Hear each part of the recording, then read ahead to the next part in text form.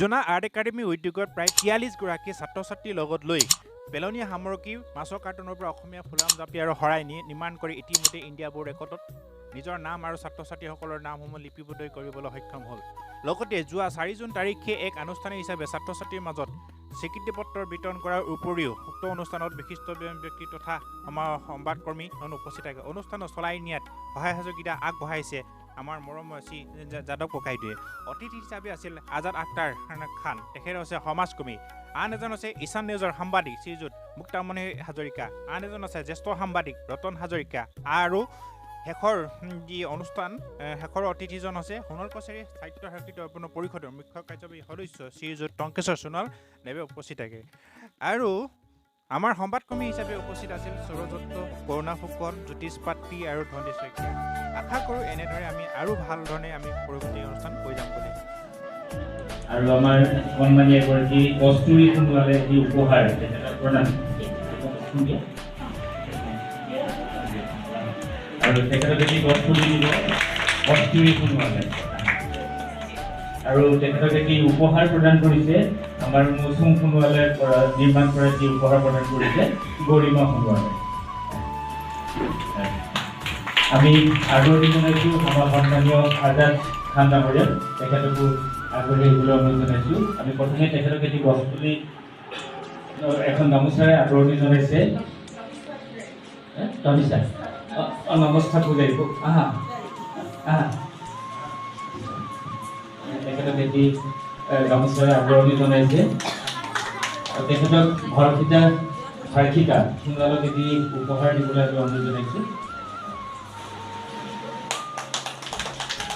এটি গছপুলি প্ৰদান কৰিছে কস্তুৰী সোণোৱালে। কস্তুৰী আহা।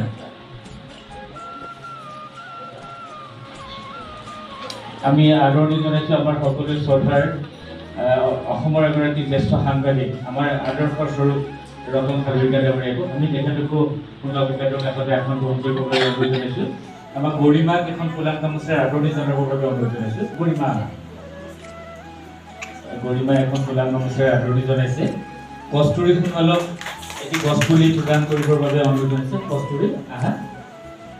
আৰু তেখেতক এটি জাপি আৰু শৰাই আমাৰ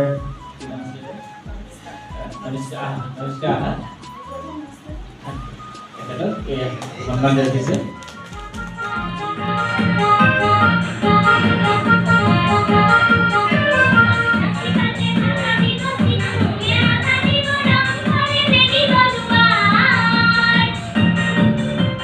ছাত্ৰ-ছাত্ৰীসকলক লগত লৈ যেনেদৰে মই তেওঁলোকৰ আশা কৰিছিলোঁ বা আশা দিছিলোঁ, তেওঁলোকৰ সেই আশাবিলাক মই যিমান পাৰোঁ মই নিজেই চেষ্টা চলাইছোঁ আৰু কিমান দূৰ আগুৱাই নিব পাৰোঁ মই নিজেও নাজানো। তথাপি মই ছাত্ৰ ছাত্ৰীসকলৰ যি কষ্ট পৰিশ্ৰম তেওঁলোকে যেনেধৰণে কৰিলে বা ইমান দিনে আমি 8 মাহৰ পৰা যেনেধৰণে আমি কামবিলাক কৰিছিলোঁ সেই কামবিলাক মই আপ্ৰাণ চেষ্টা চলাই আছোঁ। আৰু ছাত্ৰ ছাত্ৰীসকলৰ যি মনোভাৱ বা মনোবৃত্তি বা তেওঁলোকে যেনেধৰণে আশা কৰিছে সেই আশাবিলাক যাতে মই সদায় পূৰণ কৰিবলৈ মই চেষ্টা চলাই আছোঁ। আৰু পৰৱৰ্তী পৰ্যায়ত আমাৰ যি এছিয়া বোৰ্ড ৰেকৰ্ড আহিবলগীয়া হৈ আছে আৰু বেছিদিন নাই, তথাপিও আমি অতি সোনকালে আপোনালোকৰ সেই সংবাদটো বা নতুন খবৰো দিম। আৰু এয়া দেখিছে মৰমৰ ছাত্ৰ ছাত্ৰী একেলগে স্বীকৃতি পত্ৰ বিতৰণ কৰাৰ কিছু মুহূৰ্তৰ এটা দৃশ্য।